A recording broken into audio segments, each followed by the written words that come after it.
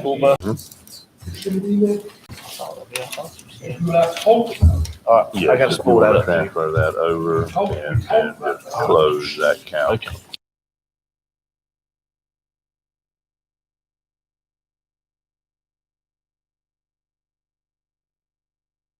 You took them?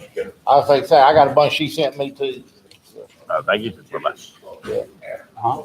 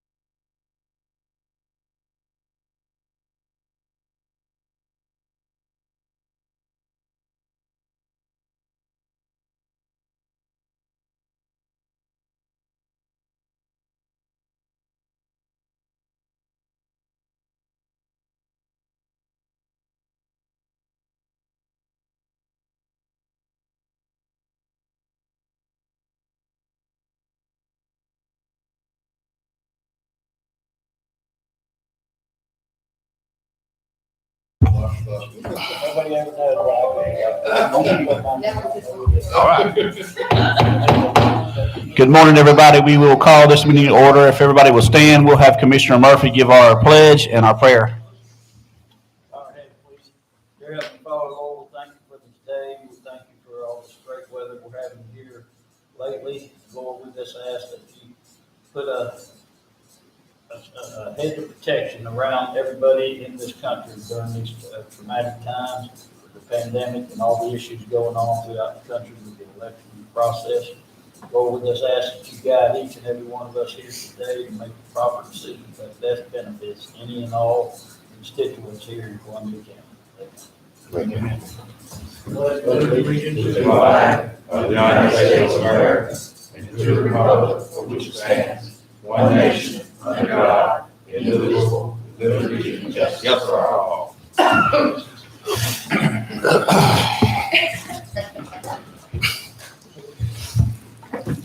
Staff, do we have any additions to the agenda? Yes, there are five additions listed on the addition page. Okay. I will take a motion to approve the agenda. So moved. Motion by Commissioner Williams, Second. second by Commissioner Ford. All in favor, say aye. Aye. That carries. I will take a motion moved. to approve the consent agenda. Motion by Commissioner Williams, Second. second by Commissioner Nash. All in favor, say aye. Aye. I will take a motion to adopt the moved. consent agenda. So motion by Commissioner Williams, Second. second by Commissioner Nash. All in favor, say aye. Aye. First up is Attorney Foreman. Thank you, Mr. Chair. I'll try to keep items brief this morning.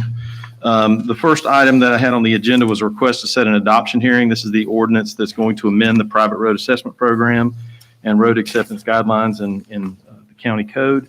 I did have a brief conversation with Commissioner Ford. As the board knows, Commissioner Ford's been very vocal in this issue.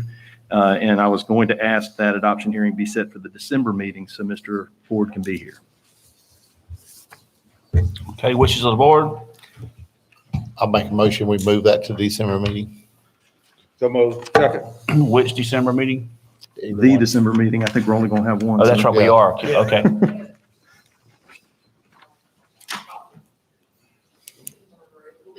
December 17th. Okay, I have a motion by Commissioner Ford. Second. I have a second by Commissioner Nash. Any discussion? All in favor, say aye. Aye. That carries. Thank you. Mr. Foreman, you're going to, before the meeting, I would like to have some sort of kind of discussion on what we want to do. Okay. You're definitely going to get a draft of it. I just wasn't able to get it pulled together for this agenda. I'll get it out next week. I'll make sure there's drafts of everything that's going to change. Okay, and we got any questions, if I got any concerns, I'll just give you a call, you set up an appointment to discuss it with you. Yes, sir. Certainly. Anytime. Just call me. We can get together and talk about it absolutely anytime. But what I'll do is I'll get it out to y'all next week. And then if we want to talk about it at the next meeting later this month, Yes. we'll have that intervening meeting. Yeah, I would like to do that. Yes, sir. I'll make sure that gets done. Okay. And I appreciate your concern. It's just with canvassing with the election and everything, things got kind of crazy. Okay. I know you understand that. The next item I had on the agenda, Mr. Chair, was a request for a special meeting to hear an appeal of a special exception. This is a special exception that was granted by the Board of Adjustments to place an RV park. Commissioner Witt, forgive me, is this in your district or Commissioner Ford's district? Commissioner Witt. Commissioner Witt. And what's happened is there's been an appeal brought by Bethany Fuel and basically all the residents who live down this road. They're represented by an attorney and Mr. Arline. The original applicants for the special exception who received it are defending themselves also through an attorney, Mr. David Terriak. Both counsel would like to have the appeal heard during a special meeting. They just feel like there won't be anything else going on. They can come in and make their presentations. They have requested December 1st at 1 p.m. This room is available. I did confer with the chair, and I would like to have that meeting set, sir. Okay, I think I do have a public comment card on this.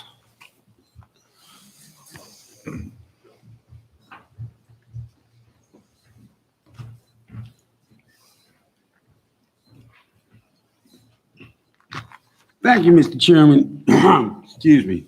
I'm opposed to this scheduling of the special exception hearing in front of the county commission at a time when no member from the public can be expected to attend. I've been attending these meetings since 2006. I've never seen a special meeting for this type of hearing. I didn't get one. Chris Robinson was here a month or two before. He didn't get one. These appeals are held in front of the county commission for a reason. And this board, since I've been coming here, and Commissioner Williams has been here a little longer than I have, has never held one of these kind of hearings when the public works and can't see what's going on. This is appeal from a zoning board thing. And I have seen a couple of the emails, and that's not a factual statement. I have not seen one email, but I'll make a records request that showed those guys wanted to have this during the day because they thought it would be more convenient for the board. The simple fact of the matter is, if Mr. Foreman was being straight with everybody, it's more convenient for the two attorneys, not for the county commission. It makes no difference if the county commission hears this in the evening. That's when they've always been done. And this is just not true what Mr. Foreman has said, at least from any records that I've seen. And I'd like to see the rest of them. And I respectfully request this be held when every other hearing of this type is held during a regularly scheduled board meeting. Thank you very much. Thank you, Stu. I've actually had several calls from citizens in my district because this is in my district, and I agree with Mr. Lilker. I think this needs to be at a time when the public can also be here and be heard. Commissioner Williams? I wholeheartedly agree with Mr. Looker on this. I share the same thoughts as you do, Mr. Chair. A meeting of this magnitude should be a regular agenda item at the regular agenda time in order to, so people have a chance to attend and don't have to take special provisions in order to attend a special meeting. You agree too, Mr. Murphy? I do. I had a call from one of Mr. Witt's constituents yesterday relevant to this, and I write it down. I agree with Stu. I'm saying, Well, to be clear, yeah, this is like, to be clear about what I've represented to the board, it's in the memo. The attorneys requested the 1 p.m. hearing. That's exactly what I said. I didn't say anything in misleading to this board. I have no problem setting a special meeting on a different night, but it needs to be after working hours so the public can be here. So if you can communicate that to them and let us know. Yes, sir. I'll coordinate with council. It's not, again, we're trying to accommodate their request, but it's absolutely at y'all's discretion whether you grant the special. Well, I don't think, Mr. Foreman, I don't think it's up to the attorney to set when the meeting gonna be. No. I think we set the meeting. Yes, sir. If they want to attend, they attend. If they don't, I mean, so be it. That's what I was just saying. It's up to you to set the special meeting. That's why it's on the agenda. So if you want to put it during a regular board meeting. Is this time sensitive? It is. Well, the applicants would like to have it heard because they'd like to start their RV park. But I think we can probably work something out where we can still have it heard relatively soon. Well, but you also want plenty of notice because the public's going to show up. So I think later in the month even. Procedurally, this is a quasi judicial hearing. This is kind of like a court proceeding. Mm-hmm. The only people who have to be here are the 5 of y'all. You're serving in your quasi judicial capacity. It's kind of like going to court. We have court when the parties are there. We don't worry about whether everybody in the world can be there. But absolutely, if you believe this is a matter of public concern and you want to have it during the evening hours, it's your prerogative to do so. Okay, so you're going to get back to us on that? I'll coordinate another time. Yes, sir. All right, moving on. Let's make a motion to table. Make a motion to table. Table it. Yes, yes, sir. Motion to table to a date certain if you're going to do that. Yes, sir. I'll make a motion, we table this. Motion by Commissioner Ford. Second. Second by Commissioner Williams. All those in favor say aye. Aye. Opposed? That carries. All right. Commissioners, I received on this next item relating to the hunting lease at the Flatfield lands off Baskin Norris Drive. I received this email from Mr. Pittman yesterday, and for purposes of discussion, it's just easier. I'll read it into the record.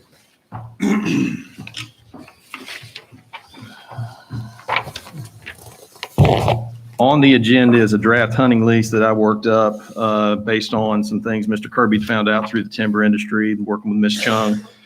We got a bid proposal out like we had suggested we would to the board. Yesterday, I was told by Mr. Pittman, I'll read from his email, good afternoon. As you may or may not be aware, there were no bids turned in at the deadline for hunting on county property that was discussed at a previous board meeting. After no bids were received, I want to make everyone aware there is hunting activity taking place on this property along with what I consider to be vandalism and littering. The gate off the side road leading to the property has been removed and thrown to the side with a chain having to be cut in order to do so. The cable at the entrance off of 41 has again been taken down and thrown to the side along with allowing anyone to enter. There has been tree debris, old lumber from what appears to be an old deck dumped on the property after they used a tractor to push out an area to dump. While on the property, numerous beer cans, food wrappers, and corn bags were picked up. There has also been fresh corn dumped out for the deer as rifle season opens this weekend. So there's no question someone is planning on hunting as it is line of a covered shooting house. The property is being heavily driven from all directions with full-size vehicles and also side-by-side ATVs, according to the tracks being left behind. And that's from Mr. Pittman as of yesterday afternoon. It's my understanding, based on one of the additions, that after the bid closing, I got another thing here, November 3rd, 2020, that Mr. Kuhn has expressed interest in leasing the Flatfields property. As he's done, he'd like to offer $1,500. Basically, the staff needs closure on this issue. We opened it up for bid. We didn't get any bids. The intention was for us to tell you who the high bidder was from the bid process. The offer made by Mr. Kuhn, if the board wants to entertain it, that's fine. But I would ask that you require him to sign the lease that's been proposed. That lease has indemnification and hold harmless language that anyone who's going to hunt this property needs to sign to protect the county. We also have a requirement in the lease for $1 million in coverage, which is again what timber companies require on their hunting leases. And you'd ask me to prepare it consistent with what timber companies require. So with that in mind, I'm asking for the board's direction and disposition on this question. Well, here what I think, Mr. Attorney. If we don't do something, we're gonna have everybody that flocking in that area. Right. Somebody get hurt out there, the liability is gonna fall back on the county. And I don't want to expose Columbia County to that kind of activity. So that was one reason that until we utilize the property, I was hoping that someone would lease it and then they would be the guardian over the piece of property. So if we didn't get any bids on it, I think we still should utilize someone. I think we still should let someone utilize the property in order to protect it and look after it and help negate our liability with the $1 million insurance policy. And I agree with Ron, because as a fellow hunter like Ron is, if you're leasing the property, you're going to look after your interest, and as Ron and I both, I know we do. And I agree 100%. And then I think Mr. Kuhn, who did turn one in, after the 2 o'clock deadline, I understand. I think he being though he's the only one to turn one in, I think he more than can work with Mr. Pittman and collectively together, and I think they'd accomplish something there. That's my question. Is it the responsibility of the person who leases this from us to secure that property and take care of some of these issues that are going on Yes, while sir. the lease is going on? That's correct, sir. So in the lease, it requires that the gates be maintained, that they be kept closed.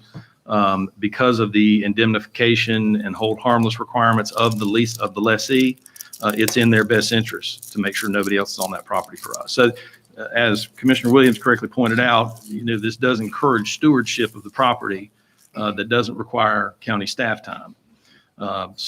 Again, as long as if the board's going to entertain Mr. Kuhn's proposal, since there were 0 bids, there were no bids or no one who could be adversely affected. If the board wants to entertain it, I understand that, but I would like for you to require the execution of this lease. And again, it needs to be executed by anyone who's going to hunt on the property. Absolutely. So if somebody's going to be physically present on the property, this needs to be signed. And the proper insurances. And the proper, that's all a condition of the lease, is the proof of insurance be tendered to the purchasing department. I Mr. Chair, I move that we, enter into the agreement with, what was the fellow name? It's Kirk Coon, sir. Kurt Coon? Kirk Coon has offered a flat amount of $1,500 to lease the property through January 31st of 2021, which will carry him through deer season. I make that motion, Mr. Chair. Second. All right, got a motion by Commissioner Williams. I have a second by Commissioner Murphy. But just to clarify, we're making the motion that he signs the lease that Mr. Foreman has recommended. Yeah. Yes, sir. Okay. Yes, sir. Motion by Commissioner Williams and a second by Commissioner Murphy. Any more discussion? I've spoken with, Ms. Van, who's over the TDC, and, it's my assumption the TDC is against leasing this property. At this time, I think I'm gonna have to, disagree with renting this property for hunting, because there was no bids turned in on time, and like I say, the TDC bought this property, they paid for this property, and I don't think they're for renting it out or leasing it for hunting, and I think it opens up the county for liability that we don't need. And I just opposite. I think we should lease it for that reason, because it opens up the county for liability for every Tom, Dick, and Harry to be out there running around over that property, destroying it, and get somebody hurt, and the liability come back on this board. At least when somebody got leave, they got $1 million liability coverage that covers the liability of that piece of property. And if it's $1,500, then the $1,500 should go back to the TDC and not to the board. But the property has to be protected. You got a bunch of renegade hunters and don't expect the law or anything else, and that's gonna become a free for all for everybody. They Kevin, don't have a are there- place to hunt. Kevin, do you know if there's no trespass been posted around the property at this point? Yeah, but they tear them down. They got signs of every entry, but as Mr. Foreman said, as Clint said in his letter, Yep. they've already torn down most of the signs we put up. I agree. Yeah, I agree. I think this buys us time. Somebody else can take care of securing it, taking care of it through hunting season. It buys us time to get our stuff together, because it sounds like this is going to be an ongoing problem with people trespassing. It is, sir. So- I think once you get through hunting season, again, I think season ends on January 24th, so we gave an additional week to gather up any equipment that was on the property. But I think the board, as correctly pointed out, as of February 1st, you need to have a plan to secure this property. Yes. Because this is an ongoing concern. All right, we have a motion and a second. Any more discussion? All those in favor say aye. Aye. Opposed? Aye. All right, motion carries. Thank you, Mr. Chair. The fourth issue I have relates to the Economic Development Advisory Board and an amendment to their resolution that was requested following some comments from the Charter Review Commission and then comments from the Economic Development Advisory Board itself. The amendment essentially removes the requirement that the commissioner appointed by this board has to serve as chair of the Economic Development Advisory Board, and provides that anyone on the Economic Development Advisory Board is eligible for the office of chair and vice chair, with the inclusion of the board appointed commissioner. So the EDAB could choose to have the board appointed commissioner serve as chair, but it would be their decision to make. Well, Mr. Chairman, I agree. I support the protocol that we have now. The Board of County Commissioners appointee to that board is the chair of that committee, and it's a twofold situation. That is the voice of the Board of County Commissioners, because we appointed that commissioner there.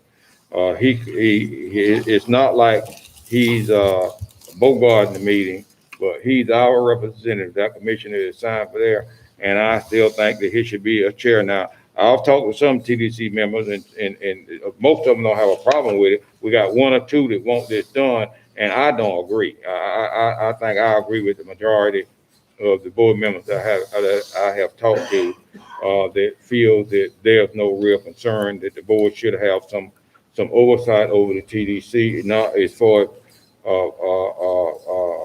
stronghold in the board, but being the spokesman for the entire board of commissioners.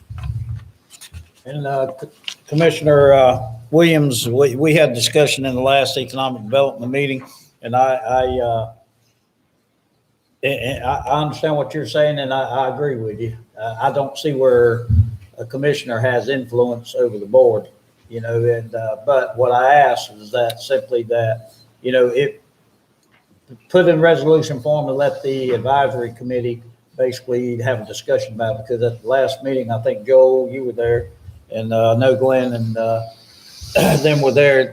We didn't have a full house, if you want to say, and I just thought, you know, just giving them the CRC board respect, you know, have some discussion about it, and then if they decided as a group, it's totally up to them. And I know we are the governing body, but I agree with Mr. Williams. I don't see where the effect is, but I'd like to, you know, I want to give my board, offer the board in the voluntary groups discretion if that's the way they feel.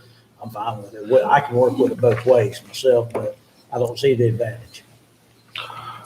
Well, this was a lengthy discussion during CRC proceedings, and I think what sparked the discussion was whether commissioners need to serve on the board anyway, altogether. And I think this was kind of the compromise reached in that discussion. Not that was a binding recommendation, but it was kind of, you know, we all agree you need county commissioners on that board, but well, maybe if others were eligible to be chair, and there are certainly other boards we all serve on that were not chairs. I serve on 3 of them. So I kind of agree with the wishes of the CRC on this. I think that if the commissioner is the one they choose for the chair, they choose, but I think that board does need to be independent and able to make some decisions like this on their own. Well, Mr. Chairman, I move that resolution number 2020 R-36 is, I do not agree with the resolution, so I vote to deny it. I'll second that. Okay, I have a motion to deny resolution 2020 R-46. by Commissioner Williams. Does the chair have voting rights on the economic development? Yes, sir. It does. Well, see, some of the boards that like Toby is referring to, mostly the Swanee Valley and economic, you're picking from commissioners from other counties and stuff. I think that I agree with Ron. I think you have to have a stability force, and it should be a board member, because when Mr. Murphy comes off of the economic development, which would be in the organization meeting, then the next guy goes on there. When I served on it, you just kind of run the meeting and you voted accordingly. So I think for organization purposes, I agree with Ron Williams. Okay, we have a motion and a second to deny. Any more discussion? All right. All those in favor say aye. Aye. All those opposed, aye. Aye. Motion carries 3-2.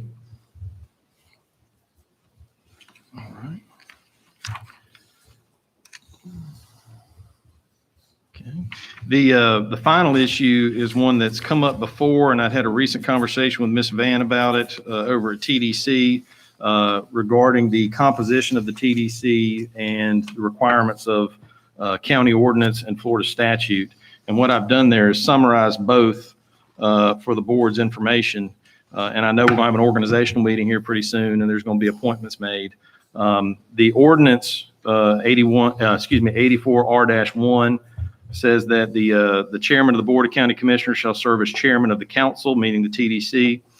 Then says 2 members of the council shall be elected municipal officers among all municipalities within the county. 3 members of the council shall be owners, operators of motels, hotels, or other tourist accommodations. 3 members of the council shall be persons who are involved in the tourist industry, for a total of 9. The statute roughly mirrors that. The chair of the governing board of the county or any other member of the governing board as designated by the chair shall serve on the council. 2 members of the council shall be elected municipal officials, at least one of whom shall be from the most populous municipality in the county, which will be Lake City. 6 members of the county shall be persons who are involved in the tourist industry. Not less than 3 nor more than 4 shall be owners or operators of motels, hotels, recreational vehicle parks, or other tourist accommodations, and subject to the tax. All members of the council shall be electors of the county. And the final thing is the governing board of the county shall have the option of designating the chair of the council. According to the ordinance I first read, the board has exercised that option. The board does appoint the chair. So the summary of that is that there can only be 9 members of the TDC. That's how it's currently constituted. Based on the language of the statute and the ordinance, 1 county commissioner serves on the TDC. And then you have 2 municipal officers. So 2 elected municipal officers. So 2 people from Lake City, 1 person from Fort White. At least 1 person, one of those officers has to be from Lake City because it's the most populous municipality in the county. And then at least 3, but not more than 4 members of the TDC must be owners or operators of motels, hotels, recreational vehicle parks. We do have an issue where I think we might be at 4 based on the folks that have expressed interest so far. I think that is permissible under the statute because that 4th person would also serve to be someone who's interested in the tourist industry. And then the remaining members must be folks that are engaged in the tourist industry. I'm not really asking for action on this. If there needs to be further discussion to talk about it, I'm happy to do that. I really wanted this to be something that doesn't come out of left field when the appointments come down with the next chair. Because, yes, sir. Have that statute been amended because we have been serving under the same flow mat that we've had ever since the conception of the TDC? Yes, sir. No, and look, I went back and did the research because I get it. I think what might have been happening is one of you was being appointed as one of the second municipal officers, but that's really not how it works. Municipal officer means from a municipality, right? It means from the city or from Fort White. So I think that was how it was being done. And I've not found any opinions holding that, but the ordinance was passed in 1984, which created the bed tax, created the TDC. It's called, it's your organic law. And then the statute had been amended, but again, with the amendment, it's still consistent with what I just read to you. What I read to you is the current iteration of the statute, what's current enforceable law. So our 1984 ordinance is still, it meets with the requirements of current law. When we compose the TDC for 2021, we need to keep this in mind. Because it opens you up to collateral attacks and things like that. If you're not complying with the statute, somebody could come in and argue that, we're acting without authority. It's called ultra vires, and we want to avoid that. So again, the purpose of letting y'all know this is that it's out there. And when the appointments come in and there's discussion, certainly I know Commissioner Williams, you've served for a long time on TDC. I've been on since inception. Yes, sir. So I don't want there to be any, blindsiding of anybody with this. And if there needs to be any further discussion or if we want to entertain other things, we have time to talk about it. So if I'm reading this right and I'm understanding you right, basically 1 county commissioner, 1 city council member, 1 Fort White city town council member, 4 hotel members. Based on what's in the hopper right now, it doesn't have, it has to be at least 3. At least 3 hotel units, but it can be up to 4. And then the remainder is filled out with people who are interested in the tourist industry. I think we have restaurant operators who help a lot of people that come in off 75 and things like that. So it's a composition question to get compliant. Again, I don't think it's the end of the world, but I think we go ahead and correct it. Now, will that accomplish that with 2? You said there's 2 positions available now. Will that accomplish that makeup with just 2 positions available? Yes, sir. Yes, sir. No, and that's, so Paula's paying attention to that as these people come in. She's advertising for 1 person who is interested in the tourism industry, including hotel operators. And then that would be the 4th. So the 2nd position she's advertising for is just someone who's in the tourist industry and does not own a hotel or operate a hotel. The statute requires it to be one or the other. Yeah, everybody's interested in tourism. I haven't I can't remember where and there have not been. I can't remember. Right. There have not been a representative from the town of Fort White Council on the board at any time. Yes, sir. If there's a position open that can place one on there, then we should do that. Yes, sir. And so the way it reads is at least 1 of your municipal elected officials has to be from the most populous city. So you can imagine South Florida, you got 10 or 12 municipalities. One of those people is always going to be from your biggest city. We're just in a situation where we've only got 2 municipalities. So you could, in theory, if no one from Fort White's interested in serving, and I'm not suggesting that, but if you found out that nobody in Fort White wanted to do it, you could have 2 elected City of Lake City officials sitting there. just the way it's written. I tend to agree with the proposition that there should be one from each, particularly with the importance of Fort White to tourism. But you got to find somebody who's in the industry too down there.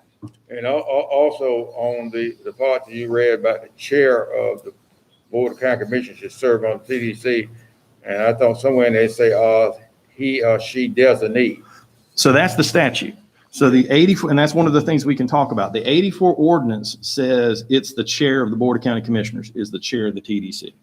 The statute says you have the power to make that decision, but you're not obligated to do that. So that's one of the things, if the chair, whoever it might be, did not really want to serve, we would just need to amend that 84 ordinance to say, or his designee, to comply with the statute. It's really just it's something we can do to address that if the chair doesn't want to also, because I know the chair takes on a heck of a lot of responsibility every time they get appointed. So again, it's for discussion purposes. If anybody has any questions or concerns for now, if you want to come see me about things that that you're not clear on or things you might want to change, please come see me. All right, thank you, sir. Yes, sir. Mr. Kraus.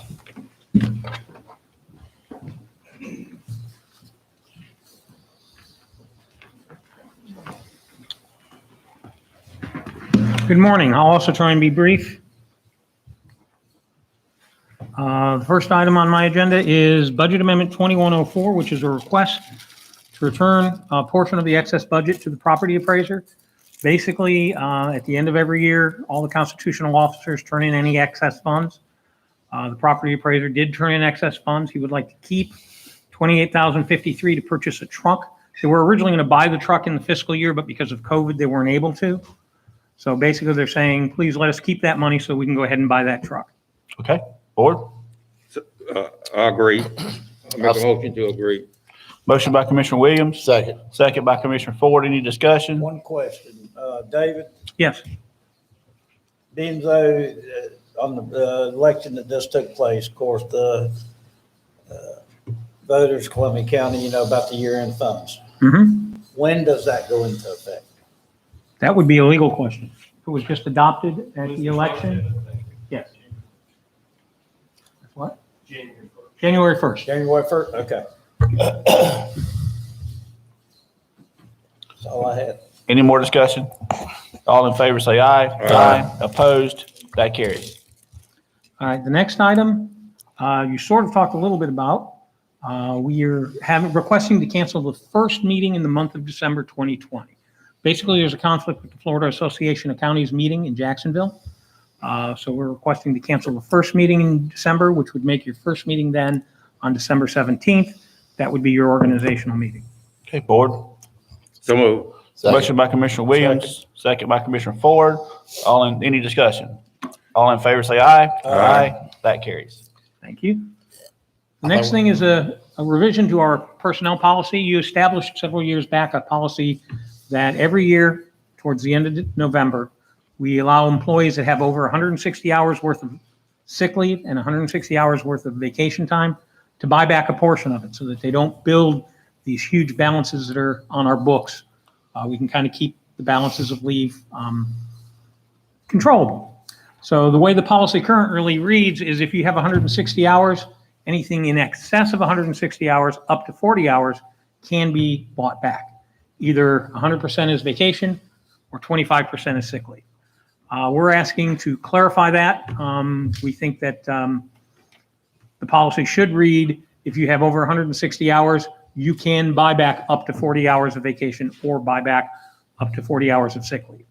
And again, they're separate. So, I mean, you can buy back vacation leave, buy back sick leave, or you can buy back both. When you buy back sick leave, it's at a prorated rate because when you retire, the sick leave comes back to you at a prorated rate. Previously, when you retired or left the city, your sick leave would be paid back at 25%. The board changed that to 50%. So we would like this policy on the buyback to reflect the change the board made previously to 50% of sick leave that could be bought back. Okay, board. I had a discussion with Lisa relevant to this and she explained it to me where I could understand it. And I have no problem with it. It seems like it's the right thing to do. So I make the motion that we accept. Motion by Commissioner Murphy, Second. second by Commissioner Nash. Any more discussion? All in favor, say aye. Aye. Opposed, that carries. All right, the next one is we want to make a change to the CARES Act contract. Oh, no, this is a different one, sorry. We want to do a contract with the, on the CARES Act with the Board of Health. Board of Health is requesting basically $276,678 worth of PPE equipment and supplies that they use in the testing to help them get through the rest of the COVID facilities. It's consistent with what we've done with the town of Fort White and other government agencies. So it's been approved by the attorney in Tallahassee, and we just request that you approve the agreement with the Board of Health. Ford. So moved. Second. Motion by Commissioner Ford, second by Commissioner Murphy. Any discussion? All in favor, say aye. Aye. Opposed, that carries. Next item is Amendment 1 to the COVID-19 contract with the United Way. As the board's aware, we have a contract with the United Way and with Catholic Charities both to administer our personal assistance program. What we're asking for is to amend the contract, 1, to reflect changes that the board's already made to the program, and 2, to change their compensation. The change to the program was you increased the dollar amount to $5,000. Their contract technically doesn't say that, so we wanted it to reflect the amount that the board approved. And we also, the board allowed us now to pay water, wastewater, gas, and trash bills to the individual, so we wanted the contract to include that as well. So that's the first change. The second change is we wanted to change the compensation. We are paying on the business side $125 per processed application. We thought, you know, they're doing a lot more case management than they originally anticipated, so we wanted to increase it to $125 to be consistent with what we're doing with the business side. And then again, we had a cap of $50,000, while the United Way is already to the point where they're going to exceed that $50,000, and rather than have them close shop and not process anymore, we wanted to remove the cap so that they can process based on $125 per application through the end of the program. And so that's an increase of $125. It's an increase to $125. And how much we doing that? Currently, we're charging them $100 an application. This would increase it to $125 an application. So we're giving them 25 more bucks. $25 more per application. And this is what they're asking for, just $25? Some of them have asked for more than that. Huh? Some of them have asked for more than that. But we 20 wanted to be consistent with what we charge on the business side. From what the conversation that I've had with both is that they're losing money at $100 Mhm. per application. And if they ask for more, I think we should be somewhere in the ballpark instead of a flat, $25 is not gonna do anything for them. I think 25 is on the low end, Mhm. $25. I mean, I would be embarrassed to give them their $25 and they still losing money to process what we are asking them to do. Mhm. That's Yeah, I think- my thought. The original request by one of the parties was, I think, $200 per application. Yeah. But they didn't provide us any documentation to show us that it cost them $200. The two agencies are not on the same page on that, and so we're trying to keep both contracts consistent. But you can set that dollar amount wherever the board feels it needs to be And set. I think here's where the problem is coming in, guys, and they get an applicant there and they fill out the paperwork, then they left out something. So once they process the applicant, say, well, we need this information or we need this.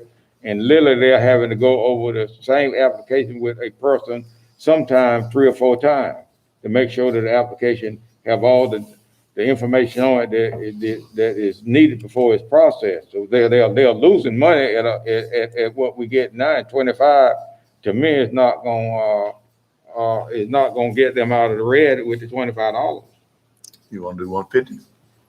Yeah, I'll take a happy medium between the 200 that they say they need and the 25 that we're giving them to make it at least $150 per applicant. 150.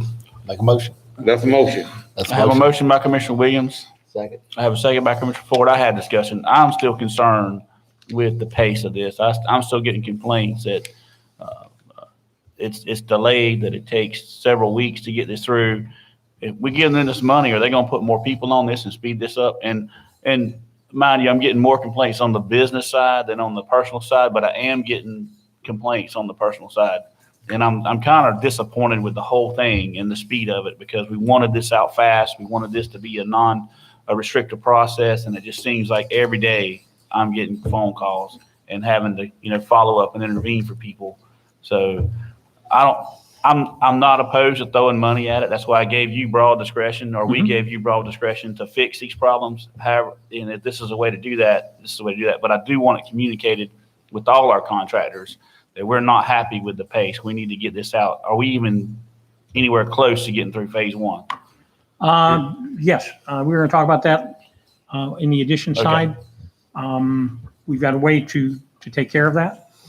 Mr. Witt, I agree wholeheartedly with the concern of the businesses. I don't know whether the screening process is so complex until it's taken a long time to do it, or the people that are doing it is not putting the resources in there to speed it up. But we got to do something there. We talked about last board meeting of giving staff the ability to go ahead on and push this so we can use as much money as we can. But we got some businesses have turned in their application to provide work a couple of months since we done this, and they still haven't received whether I qualify or not. And those that do qualify, it just take so long for them to get back to our portion of the government in order to cut their checks for them. It's my understanding the contractor has one individual working on this. That individual actually did have COVID a couple of weeks ago and was working from home.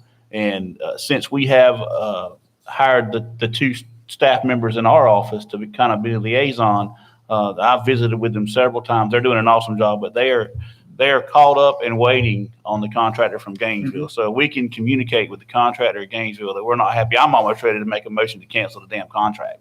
I mean, that's how fed up I am with them. But there was 30 applications holding yesterday that we were waiting on. And if they need to put more staff on it, they need to put more staff on it. But having one person sit there when we've got 30 people waiting and we've got a deadline to get this money out is unacceptable to me. So if you can send them the recording of me saying that or whatever you got to do, because I'm pretty mad about it. I absolutely will. I absolutely will. And the chairman's right. We now have 3 people actually processing these, and I want to encourage anybody from the public, if you're a business, contact one of our 3 people. They will actually walk you through the process. They've actually picked up some of the review from our accounting firm to make sure that all the documentation is correct. And we also are using the SB, Small Business Development, SBDC, as if it's a really complicated situation, we can refer to them and they can try and help people figure out the documentation, because it's all in trying to provide the right documentation. Once we get the right documentation provided, it'll go through much more quickly. But we are trying to get more resources out there. The chairman's absolutely correct. The ladies that we've hired, the 3 ladies that we've hired, are doing a tremendous job out there contacting these people and trying to walk them through the process. Unfortunately, the first people that were in the process didn't have that assistance, and it slowed everything down. It really did. So we will force it to go faster. We will keep doing things to improve it. Well, I concur with Mr. Witt, the ladies, Carolyn and the other lady. They're doing a good job. I'm getting a lot of positive calls, but I'm with Toby. We're going to make a phone call. This guy's going to play out. We're going to make a board aim. Let's put them on a timeline. We need an explanation. I make the motion that we need an explanation by the end of business tomorrow. And if they don't produce, we'll go to work on that end. Hold that motion because we've got a motion on the table. Okay, I'm sorry. Already, yeah. I'd like to make an amendment to or however you want to do it. Why don't we But do- I guess the point I'm trying to make, we need to quit sugarcoating things and put people like these contractors, engineers that we do business with, other consulting firms, whatever it may be. We need to, as a group, we need to start. They need to work for us. We don't work for them. And it seems like every time we get into a position, we're appeasing other people's problems. We're writing a check. I made that comment to David the other day. When we contract a job, we put a timeline on that contract. That's right. But when we contract with engineers and stuff, we never put a timeline on it. No. And we need to start putting a timeline on that with a fee, fine if they don't accomplish the goal we set. and that be it. David, I think it's a reasonable expectation that, you have 3 employees in our office doing some of the groundwork and then sending applications to them. They should not be sitting there waiting on 30 applications. They should stay reasonably caught up with what our staff is able to do. And if that means they need to put more staff on it, then fine. But, they need to stay caught up with us, and they're not doing it. So, Well, I will follow your advice, contact Cars Riggs this afternoon and tell them we want a turnaround time of less than a week. and Commissioner Murphy, will, for purposes of keeping things square, we will, if you want to make the motion after we vote on this, that's fine. Okay. Let's get this off the table first. Mr. Chairman, my motion, include, Catholic Charities and United Way.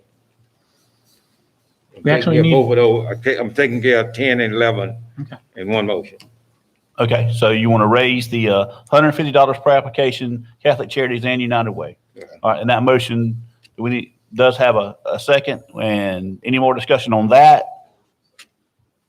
All right, all those in favor say aye. Aye. Opposed, that carries. If I need to make that in the motion, the statement that I made, I will. The motion is as stated that, what's the name of the company, David? Cars Riggs? Hars Griggs, that we request a explanation from Hars Griggs by end of business tomorrow.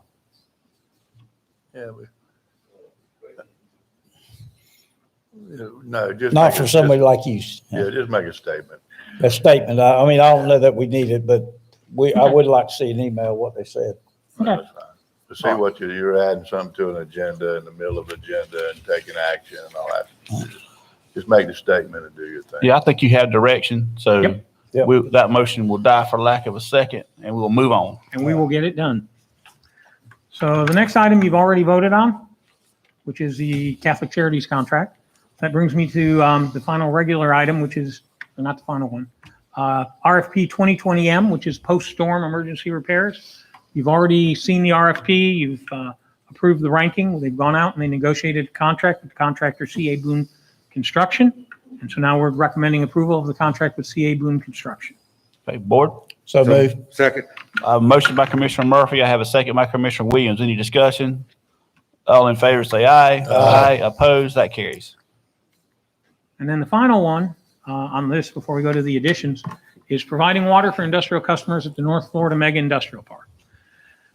Kind of where we're at is we've got the rail spur underway. We're going to go out to bid on the sewer plant come January, February. And we've got a time frame in which the sewer I plant. don't want to hear February. Right. Well, I mean, we got a sewer plant schedule. Jones Edmonds has given us a sped up time frame so that we can actually have the sewer plant probably completed by February 2022 versus before where it was March, April, May 2022. And that timeline's been in writing, so I can share it with the board, that timeline. We're going to finalize all that today. So we got a water plant, or we got a sewer plant, we got a rail spur, and we go to the city, and the city basically has informed us that they are not capable at this time to provide water for industrial customers.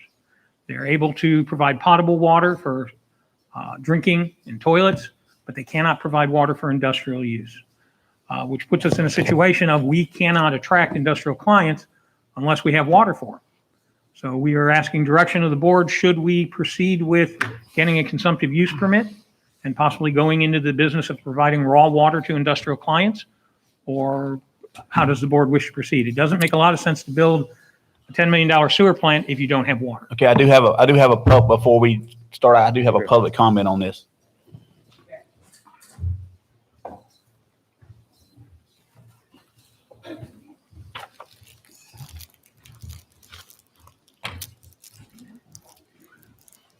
Thank you, Mr. Chairman. I've been following this project since 2006 when it was Plum Creek.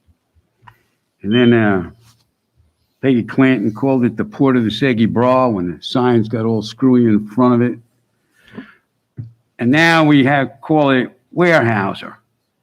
Weyerhaeuser is one of the major corporations in America. It's worth billions and billions of dollars. And the dude that runs Weyerhaeuser clearly makes a little bit more than Mr. Scott. He had a few zeros to his paycheck. So what I don't get is, why isn't Weyerhaeuser looking for a consumptive use permit? I checked into this last night. This is for you Republicans out there who believe in free enterprise. This is private property. By the good graces of the taxpayers of Columbia County and the state of Florida, and probably the federal government, and everybody loves to get that federal money, it comes out of the sky, they just print it. You provided a rail spur, and you're making a sewer plant for $10 million approximately. The industrial water that's being used in the private property that's owned by Weyerhaeuser is going to the clients that they bring in, maybe with the help of Columbia County. It's their clients. They get the rent, they get the profits, they get everything else. So what are we looking at to get water? We're looking at somebody's got to pay to get a consumptive use permit and get studies done. Why is Columbia County paying for that on a piece of private property? I don't get that. Weyerhaeuser needs to get that water, could be gray water if the county could ever get their utility act straightened out, which could come from any place. Well, from a sewer plant or whatever. But it's private property. So my question is, why isn't Weyerhaeuser paying for the improvement to their property? So that's it. And I would ask you to answer that question before you go out and encumber the county for hundreds of thousands of dollars to get into the water business on a piece of private property. Thank you very much, Mr. Chairman. I'll answer that question. The permit to draw water is for our future utility use, not for Weyerhaeuser, because one way or another, some form of government, city or county county combined, is going to have to provide utilities out there. So we're not drilling a well for Weyerhaeuser or any specific client. They're going to eventually buy water from either city, county, or combined city or county, however we move forward with that. But the water, the permit is to draw water for utilities out there. No, it says for concrete, industrial water. It's industrial water. It's for, Industrial use. and it's for utility. It is. It's going to be for a utility. It's going to be for a utility that's going to be provided by some form of government, city, county, or combined. You have to provide utilities out there. You've got a sewer plant already going up. You've got to address the water side too, some way, somehow. The city cannot provide the access. That's the whole point. That's why the well's being drilled for future utility use, because what they're sending out there from their plants is not enough. They can't do it. We've had multiple meetings. That's what the letter. That's what generated the letter. They are telling us they cannot provide it. So we either sit on our hands and lose economic development, or we do something. And this is the first step in us doing something. And I would also add, Mr. Looker, that every customer in Lake City is provided water and sewer to private property. They own that property, but the city of Lake City provides them water and sewer. So, I mean, you're saying that we're providing water to private property, but every utility, every government utility out there provides water to private property. It says for industrial water, that's what it says. Yeah, but it can be used for other things. It's through a utility. It's not just going to be a well we give the Weyerhaeuser for them to use. They're going to purchase the water from some government entity. For point of clarification, it's not for a specific industry, it's for industry in general. The industry of concrete. Industry at the North Florida Mega Industrial, but not a specific industry in general. No, it's been a But, law that provides support. Come on. Mr. Chairman. Right. Yeah. Concrete, period. No. Mr. Chairman. They won't, Weyerhaeuser's not going to own the property that the wastewater plant sits on, as well as they won't if we. So you gave them that property because it's illegal to build a sewer plant on private property. It's a public utility. So you gave them that property, that acre or 2 acres, to build this, so the sewer plant could be built.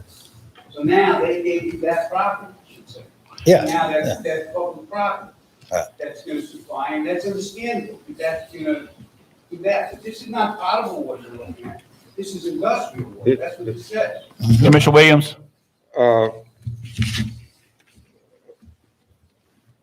Mr. Chairman, we are in a unique situation. We have a great partner that we're working with Plum Creek. at the mega site. The state of Florida have already put almost $20 million into that piece of property, private property, into that private property. It's a joint effort between the state of Florida, the Board of County Commissioners, and the owner of the property out there. We're at a crossroads in Columbia County.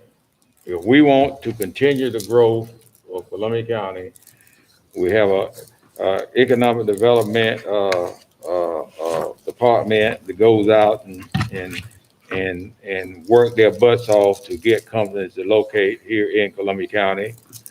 And we have an industrial park that is a prime site. Do we sit on our thumbs and say, the hell with it? If we have a government entity that cannot provide the necessary services that we need to grow that industrial park, then we shouldn't sit on our tails and say, throw our hands up and say, oh, well, they can't do it, we just stop. No, we don't do that.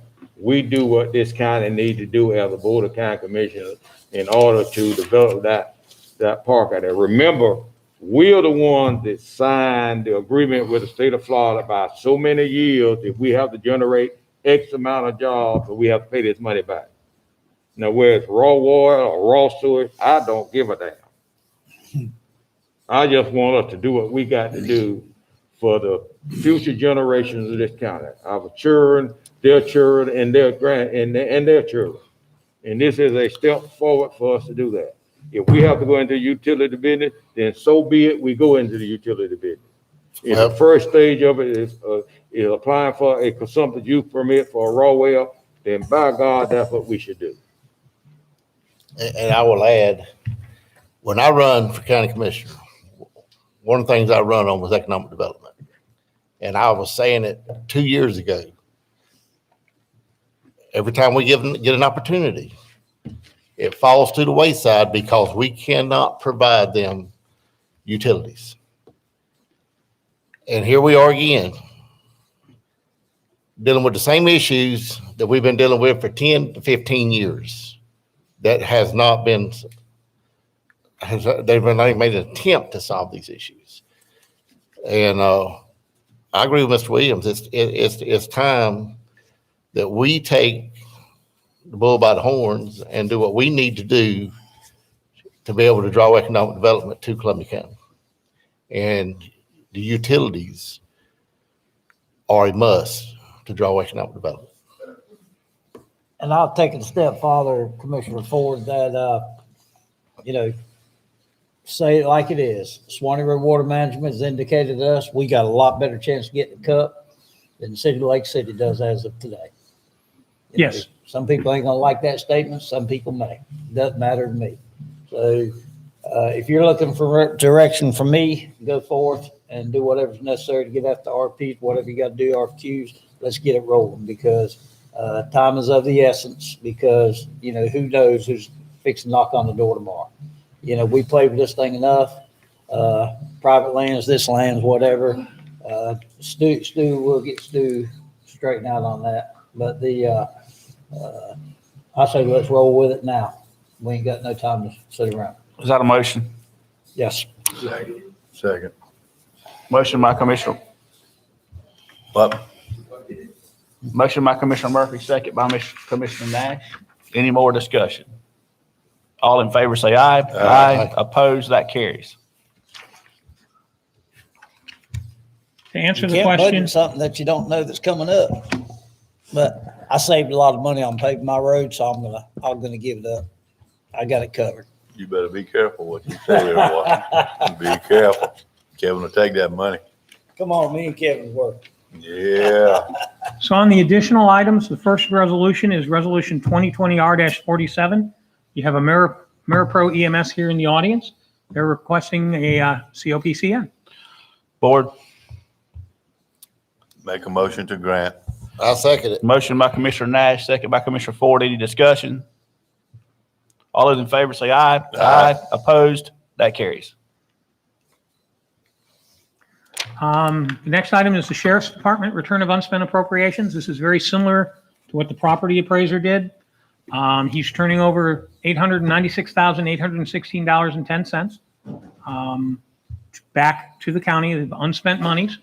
Of that, he's requesting $275,000 be reappropriated into his this year's budget so that he can purchase in-car cameras that are compatible with the body cameras that were recently purchased. This is something we felt was very important, which is why I wanted to get it on the agenda as quickly as possible. He would like the rest of the money to flow into the reserve, that he can then later use it for other purposes. But he is requesting a budget amendment that would create $275,000 for the purchase of in-car cameras. I have a public comment card on this as well. Confucius, come on.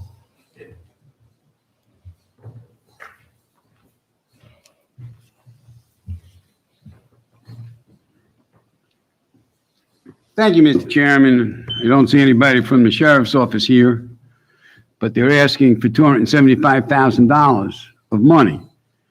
It's very interesting now that we have a county clerk who now puts his fact that he's the controller on the clerk's website. It will be interesting to see what he controls.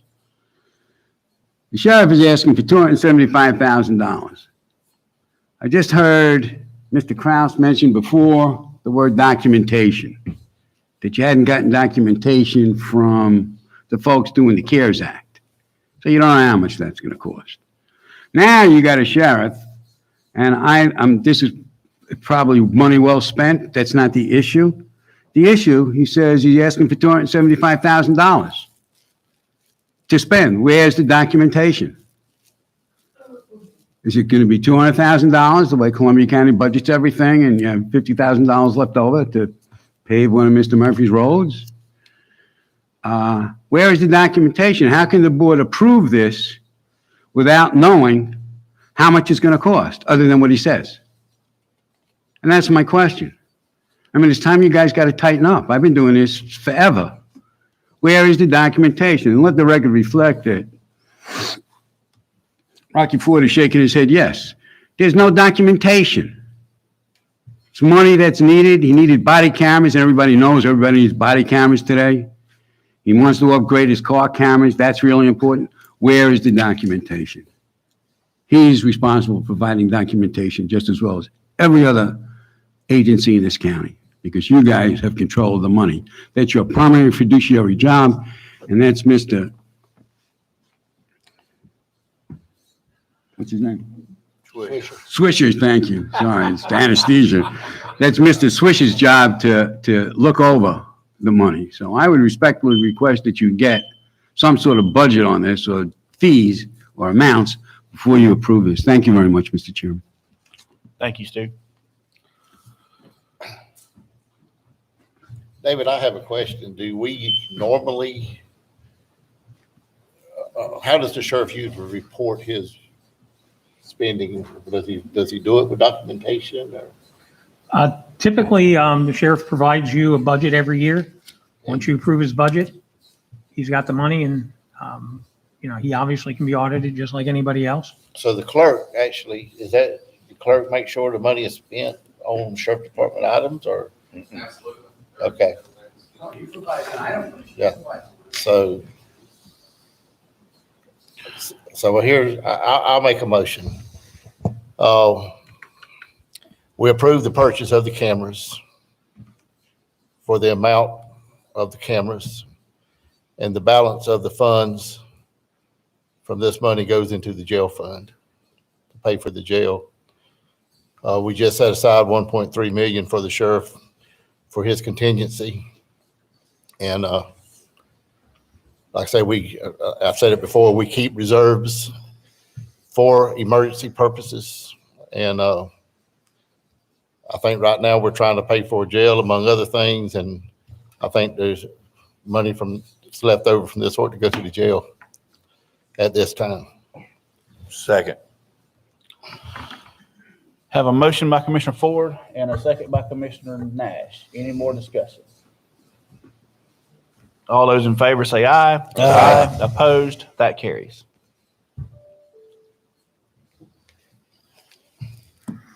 Okay.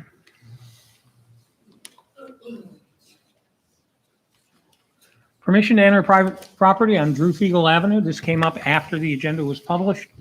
It was brought to Kevin Kirby's attention that the drainage on Drew Feigl property is causing some problems with the driveway. And so they're requesting permission to go on private property to make the necessary repair. Board? This is in my district. This was brought to my attention. Kevin, do you want to come up and comment on this or? But what was going on is this driveway, water was running off the road into these people's driveway and washed their driveway out pretty good. We've got the problem fixed for the water coming off the road, but I feel like we should probably be responsible for their driveway also. I think Mr. Kirby agrees if he wants to come up and say what. Mr. Chairman, I make a motion to fix or permit the Public Works to go on the Feigl driveway to fix the driveway. These things are common occurrences and I think they should be addressed. He just recently fixed one, didn't have to go on private property on Lake Jeffrey to keep the water from running into driveways. So I think it's a normal thing. I think we make too big of issues out of these things. Second. Motion and a second. Mr. Kirby, we certainly will allow you to have discussion. All right. No discussion. All in favor, say aye. Aye. Opposed, and that carries. Okay, an update on the CARES Act. So as of 11/3, we have actually spent $1,149,604. Actually, as of yesterday, that's increased by another 200,000. So we've actually spent $1,249,604 to businesses, to 53 businesses that were approved. We still had 33 under review. That's come down a few, but we still have more under review that we're processing. And we're reaching out now to the businesses. We had a work session or a meeting Monday at the Richardson Center. We've got 2 on Friday, 8 o'clock in the morning at the Coaches Center at the Southside Sports Complex, and then at noon at the Fort White Community Center, where we are presenting to any businesses that would like to show up what the act is, and we have all our people there that can help them answer any questions and walk them through the process. So we do want to encourage everybody that has a business that if you've experienced a loss due to COVID, please come so we can help you get assistance. We really want to get you assistance. Now, DEM has changed the rules.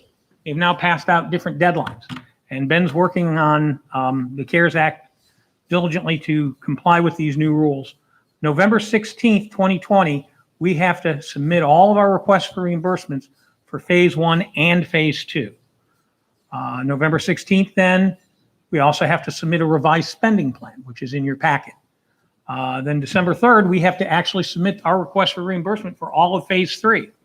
Now, obviously, the program goes on until December 30th, so part of that's going to have to be some estimates of what we'll spend between December 3rd and December 30th. But they want all this in early so they can start their documentation and make sure everything's in place for when it has to be audited down the road. They have what they call a verification process where we have to upload all of our documentations on everything we expend so they can verify that they're legitimate expenses. So they may or may not approve everything. That's why they wanted these deadlines a little bit earlier. So we're requesting that the board set a date to close new applications so that we can basically say, as of this date, we're going to stop taking applications and just focus on processing all the applications we have. We'd prefer it to be by the December 3rd deadline so that we have time to actually submit those estimates then of what we anticipate spending. So having said that, in the business, in the expenditure plan that we're asking you to approve, there are 3 categories. Category 1 is public health and safety. It's a dedicated source of funding. For COVID-19 response, we're basically saying that we will spend about $280,000 for that in the course of the program. Category 2 is government response and compliance. Basically, that's going to be paying for your firefighter salaries, your telecommunicator salaries, your sheriff office salaries. That's going to be budgeted for about $9.8 million. And then finally, category 3, community assistance. This would be giving money to the individual business associates and the small business program in about 2.5 million. So having said that, what our plan is, what we're asking the board to approve is a plan that says we're going to use our salaries that we've already paid for justification for the expenditures. Once we get that money back, the board can then continue to spend that money for public assistance, business assistance, but you won't have to be audited on that money. So you won't have the same strict compliance that you currently have. And we can meet all the requirements of the CARES Act and spend the full $12.5 million. So that's basically what we're asking you to do, is to approve that spending plan. So basically by going ahead and claiming the salaries, you encumber that money through the CARES process, and then the offset we get because of the windfall in our budget, we haven't paid salaries, we can then administer that money on our own without all the compliance. Correct. And Basically, we're going to get reimbursed for our salaries. So this could extend It through. becomes county money. As long as you say it's for a public purpose, you can expend it on CARES-related activities. Gotcha. Yep. And that was Ben's idea. So I'll make a I'll give motion to credit where approve. credit's due. All right, motion by Commissioner Ford, Assistance program. second by Commissioner Murphy. Any more discussion? So you could use that for the jail money and not have to borrow money. Once it's reimbursed, you can use it for whatever you deem That's a yes, public Ben? purposes. Yes. Yeah, I think the problem is you've got these deadlines associated with CARES. So if we go Correct. ahead and encumber that money through the salaries, it takes the deadlines off. We had the money, but it takes the deadlines off. What I'm But saying basically, is, we can extend it as long as we want at that time with that money. what I'm saying is you're getting reimbursed for the salary. Correct, Okay, and that takes you out of the auditing process for CARES. correct. And when you get that money back, you can spend it. You can like put it on the jail or not. Or we can, anybody hadn't made the deadline, we can Right, approve well, their. We can, Basically, you're gonna make all the efforts to get small businesses and assistance, and then once you've exhausted all those options, say you got $5 million left, you can take that and put it where you need it. yeah, we could Exactly. continue those programs under our own budget outside of the CARES Okay. restrictions. Yeah. I'm just, Commissioners, if you'll recall, the initial guideline said that we could not use any CARES money for previously budgeted items. It had to be an unbudgeted item. Then they came back about a month ago and said, we're going to assume that your police, fire, rescue, and related offices such as dispatch, who work directly for those offices, are used to fight the COVID. So we were able to take and look at the salaries and say, well, we've got almost enough salaries from March through December to cover most of that grant money. Once it's reimbursed to us, and it's right in the guidelines, once it's reimbursed to the county can then use it for any public purpose. So the answer to your question, can we use that to help fund the jail after it comes back in? Yes. So you and like Commissioner Ford said, you can close out your public assistance programs, finish up those applications, fund those, and then whatever's left over that's in your reserve, you can then say, okay, we want to take that money, because that's what it would do, is it would just increase your reserve. We want to take that money from reserve and dedicate it to the jail. You can do that. Yes, sir. okay. I have one more question. What about the city's first responders?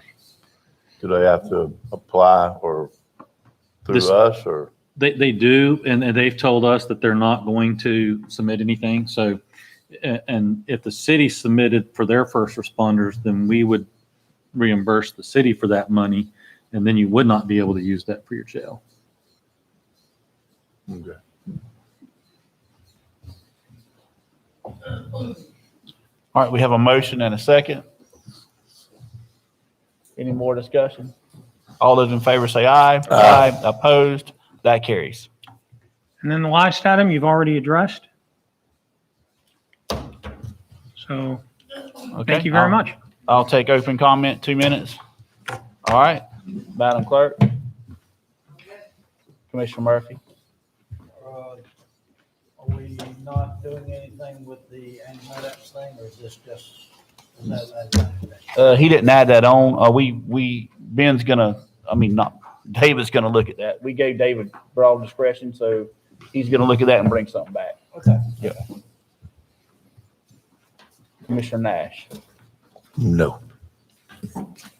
Commissioner Williams? Yes, sir. Mr. Nash, Yes, sir. hate to see you leave. I know. You've been here 8 years with me, but, the conclusion of the ballot of the race, you're not gonna be sitting here anymore with us. Nope.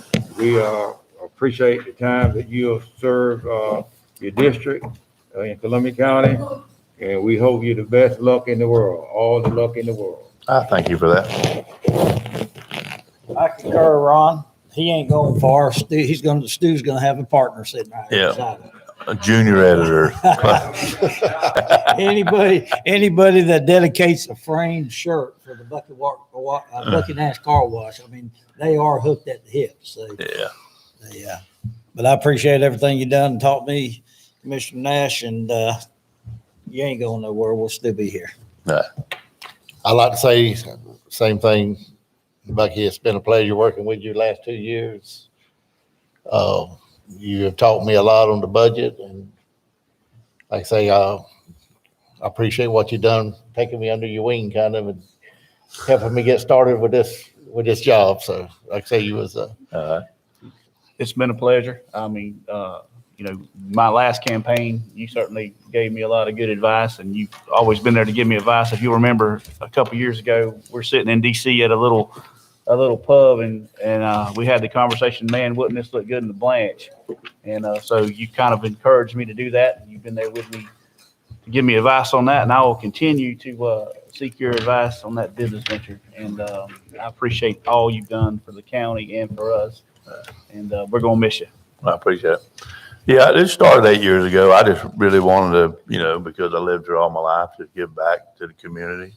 It's been fun. I mean, did I do it all right? No. But my intentions, everything I started out had good intentions. My execution may not have worked, but I'm not going anywhere. I'm going to live and die in Columbia County. And I enjoyed it. I really did. I thoroughly enjoyed it.